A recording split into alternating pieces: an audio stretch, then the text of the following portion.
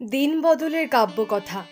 শুধু স্বপ্নের জাল বুনে পাতা ঝরার মতো পৌষ শীতে নিঃস্ব হতে হয় বারংবার প্রতি বছর। কথায় বলে কারোর পৌষ মাস তো কারোর সর্বনাশ।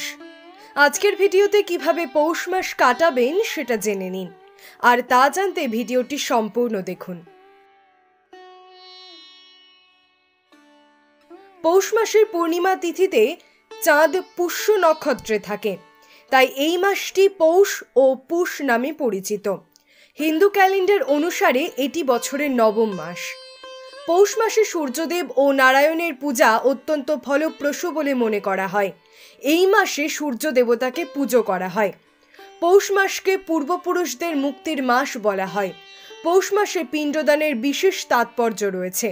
এটা বিশ্বাস করা হয় যে পৌষ মাসে পিতৃপুরুষদের জন্য পিণ্ড দান করলে তারা মোক্ষ লাভ করে এবং তারা সরাসরি বৈকুণ্ঠে চলে যায়। তাই এই মাসটিকে অন্য পিতৃপক্ষ হিসেবেও ধরা হয়। এই মাসে সব ধরনের মাঙ্গলিক কাজ নিষিদ্ধ। জেনে নিন কেন এমন হয় এবং পৌষ মাসে কি কি নিয়ম মেনে চললে জীবনে সাফল্য আসে। সূর্য ধনু রাশিতে প্রবেশের সঙ্গে সঙ্গে পৌষ মাস শুরু হয়।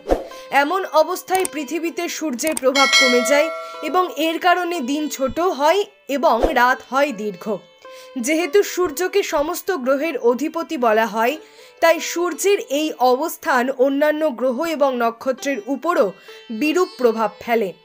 তাই পৌষ মাসে সূর্যকে মলিন মনে করা হয় এবং এই মাসকে তাই খরমাস ও মলমাস বলা হয়।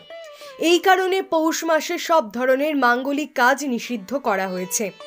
মকর রাশিতে প্রবেশ করলে সূর্য উত্তরায়ণ হয় এবং এই শুভ দিনগুলি শুরু হয় এবং আবার শুভ কাজ শুরু হয়।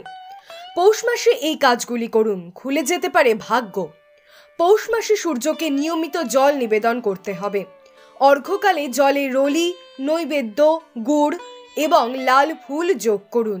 অর্ঘ্য নিবেদনের সময় ওম আদিত্যা নমঃ মন্ত্রটি জপ করুন। এই মাসটিকে নারায়ণের পূজার চেয়ে শ্রেষ্ঠ বলে মনে করা হয়। এমন অবস্থায় গীতা পাঠ করুন, বিষ্ণু সহস্রনাম পাঠ করুন এবং নারায়ণের মন্ত্রগুলি জপ করুন। পৌষ মাসে গায়ত্রী মন্ত্র জপ করা উপকারী বলে মনে করা হয়। গায়ত্রী মন্ত্র জপ কুণ্ডলিতে সূর্যের অবস্থানকে শক্তিশালী করে। পবিত্র নদীতে স্নান, পূজা এবং দান করার ক্ষেত্রে এই দিনগুলি অত্যন্ত পুণ্যদায়ী। এটি করলে বহু গুণ ফল পাওয়া যায়। বামন পুরাণ অনুসারে পৌষ মাসে গ্রহ, খাদ্য ইত্যাদি দান করলে ভগবান বিষ্ণু প্রসন্ন হন। শীতের মাস পৌষে সূর্যের প্রভাবে তুঙ্গে গুড়, তিল, সেলারি, লবঙ্গ, আদা, বাদাম ইত্যাদি গ্রহণ করা উচিত। পৌষ মাসে এই কাজগুলি করতে ভুলবেন না। পৌষ মাসে বিবাহ এবং বাগদান যাতে কাজ না করে, তাই এই মাসে ভালো কাজ করা উচিত। এমনকি বিয়ে নিয়েও আলোচনা করা উচিত নয়।